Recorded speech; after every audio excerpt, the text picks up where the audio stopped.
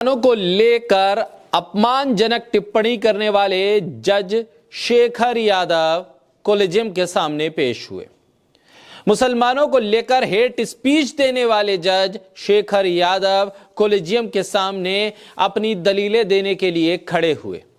शेखर यादव, जिन्होंने इस देश में संवैधानिक पद पर रहते हुए ना तो न्यायपालिका का सम्मान रखा, ना संविधान का सम्मान रखा, ना ही इस देश के नागरिकों का सम्मान रखा, बल्कि उन्होंने अपनी भाषा, अपने शब्द और अपने भाषणों के जरिए इस देश की एक बहुत बड़ी आबादी का अपमान किया।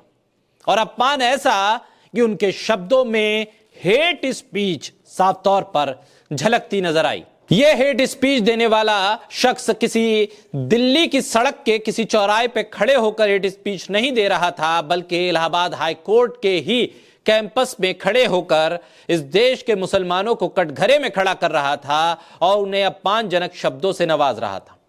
वो शख्स सुप्रीम कोर्ट में पहुंचा, सुप्रीम कोर्ट के कोलेजियम के सामने पहुंचा। उम्मीद देश भर के मुसलमानों, संविधान रक्षकों, समानता के अधिकार के लिए लड़ने वालों के भीतर यह थी कि सुप्रीम कोर्ट के कोलेजियम के सामने जब शेखर यादव खड़े होंगे तो उन्हें फटकार भी लगेगी, उनको नसीहत भी दी जाएगी और सजा भी दी जाएगी। लेकिन हुआ कुछ उलट। हुआ वो जिसकी उम्मीद हम शायद नहीं कर रहे थे, या हम खुशफहमी में उम्मीद ज्यादा पाल कर बैठे थे कि शेखर यादव को कोई सजा दी जाएगी। शेखर यादव को सुप्रीम कोर्ट के कोलेजियम के सामने सफाई देने का मौका मिला और सुप्रीम कोर्ट के चीफ जस्टिस संजीव खन्ना की अगुवाई वाली कोलेजियम के सामने जस्टिस यादव ने अपने बयान पर कहा कि वो जिस कॉन्टेस्ट में, जिस संदर्भ में अपनी बात को रख रहे थे, वो सामने नहीं आई। उन्होंने सफाई देते हुए कहा कि मीडिया ने उनके भाषण के चुनिंदा शब्दों को, चुनिंदा बातों को छाप कर विवाद खड़ा कर दिया। हालांकि कोलेजियम उनके इस स्पष्टीकरण से संतुष्ट नहीं था और तब वहां मौजूद जजेस ने उनको याद दिलाया कि आप जिस पद पर हैं उसकी एक गरिमा होती है। सवाल यह है कि शब्दों को चुन चुन कर छाप दिया गया, लेकिन वो वीडियो जिसमें साफ तौर पर शेखर यादव अपने भाषण, अपने शब्दों के जरिए इस देश के मुसलमानों को अपमानजनक शब्दों के साथ याद कर रहे थे, क्या वो वीडियो भी गलत है? क्या वो वीडियो भी काट छाट के आया? ऐसे में चीफ जस्टिस संजीव खन्ना की लीडरशिप वाली कोलेजियम ने जस्टिस यादव को नसीहत दी, याद दिलाया कि जज का कोई बयान निजी नहीं होता है, संवैधानिक मापदंडों के हिसाब से अपनी बात रखनी चाहिए। सुप्रीम कोर्ट के 5 सीनियर जस्टिस की टीम ने जस्टिस शेखर कुमार यादव से मुलाकात की थी। जस्टिस संजीव खन्ना के साथ justice Suryakant, justice BR Gavai और 2 और जज भी इसमें शामिल थे।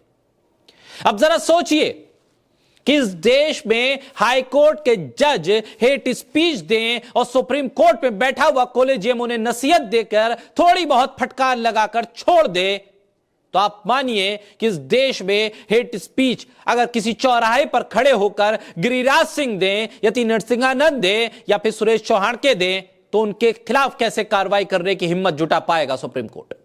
सुप्रीम कोर्ट जब अपने भीतर मौजूद जजेस की हेट स्पीच को नजरअंदाज करने लगे, उनको सिर्फ यह याद दिलाए कि संविधान के भीतर रहते हुए उनके दायरे क्या हैं और उनको छोड़ दिया जाए, तो इस देश का मुसलमान किसकी तरफ नजरें उठाकर न्याय की उम्मीद करे? इस देश के मुसलमानों को लेकर एक जज जब हेट स्पीच दे और उस जज को सिर्फ नसीहत दे के छोड़ दिया जाए और यह कह दिया जाए कि आगे से याद रखिएगा कि आप संवैधानिक पद पर हैं, तो आप उम्मीद कैसे करेंगे कि वो जज अपने मामलों में जो उसके सामने मुकदमे आएंगे, कोई इस तरह का मुकदमा अगर आया जिसमें मुसलमान पीड़ित हो, तो फिर वो कैसे न्याय करेगा और न्याय हो पाएगा ऐसी उम्मीद हम कैसे रख सकते हैं? इस देश में जो हेट स्पीच, मॉब लिंचिंग जैसी घटनाएं होती हैं, उनके खिलाफ जब मुकदमे दायर होंगे तो वो किस आधार पर तय किए जाएंगे? क्या उनको सजा दी जाएगी और कैसे दी जाएगी जब एक हाईकोर्ट के जज को आप सिर्फ नसीहत देकर छोड़ देते? ऐसे में इस्लामोफोबिया पूरी तरह से जड़ें जमा चुका है। एक वरिष्ठ पत्रकार निधि राजदान ने इस खबर के सामने आने के बाद लिखा कि कलाई पर थप्पड़ मार दिया, इसका कोई मतलब नहीं। एक मुहावरे का इस्तेमाल करते हुए उन्होंने लिखा। अपूर्वानंद ने लिखा कि ये टालने योग्य बात थी। आदरणीय न्यायाधीशों ने कुछ ऐसी बातें कही हैं जिन पर बातचीत नहीं की जा सकती। आप किसी घृणित व्यक्ति को न्यायाधीश बना सकते हैं क्या? कब तक इस मामले को टालेंगे और सिर्फ नसीहत देकर कैसे आप उसे छोड़ सकते हैं? एक हेट स्पीच देने वाला व्यक्ति न्यायालय पर जिस तरह से काबिज रहेगा, जज के पद पर काबिज रहेगा, आप उससे उम्मीद क्या कर सकते हैं? वो कैसे न्याय करेगा? और इस देश की एक बहुत बड़ी आबादी क्या इस तरह से नहीं सोचेगी कि जब अदालतों के भीतर हेट स्पीच देकर एक जज बच सकता है, तो इस देश की सड़कों पर, इस देश की पार्लियामेंट में मुसलमानों के खिलाफ अपशब्द, आपत्तिजनक टिप्पणी करने वाले लोग क्यों नहीं बच सकते? सवाल गंभीर है और सवाल इस बात का है कि अगर संविधान ने अधिकार दिया है इस देश में सभी को समान तौर पर अपना जीवन बिताने का, उस व्यक्ति के जीवन की रक्षा की जिम्मेदारी अगर सरकारों के ऊपर है और न्याय देने की जिम्मेदारी अगर अदालतों के ऊपर है, तो हर किसी को अपनी जिम्मेदारी का निर्वहन करना चाहिए।